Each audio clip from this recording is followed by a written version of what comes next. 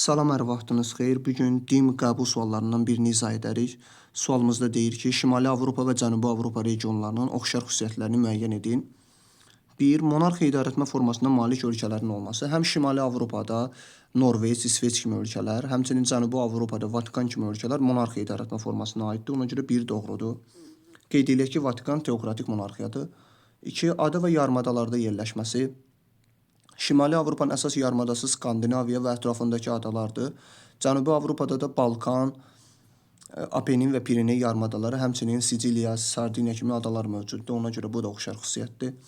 Əhali German dil qrupuna mənsub olması. Şimali Avropada Norveç, İsveç, Danimarka, İzlandiya German dil qrupu, amma Cənubi Avropa ölkələri, yəni Portuqallar, İspanlar, İtalyanlar Roman dil qrupudur. Ona görə bu yanlışdır. İynəyarpaqlı və qarışıq meşələrin yayılması.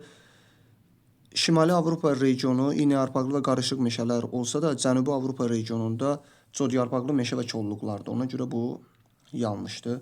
Eyni iqlim tipində yerləşməsi. Şimali Avropada qərbi mülayim dəniz, həmçinin mülayim kontinental və şimalında subarktik iqlim var. Amma Cənubi Avropa regionunda subtropikin aralıq dəniz iqlim tipidir. Ona görə yəni bunlar yanlışdır, oxşar deyil. Əhali təbii artımının birinci tipinə aid olması həm Şimali Avropa, həm də Cənubi Avropa ölkələri əhalinin təbii artımının birinci tipindədir. Ona görə bu doğrudur. Düzgün cavabımız olacaq 1, 2, 6, yəni A variantı.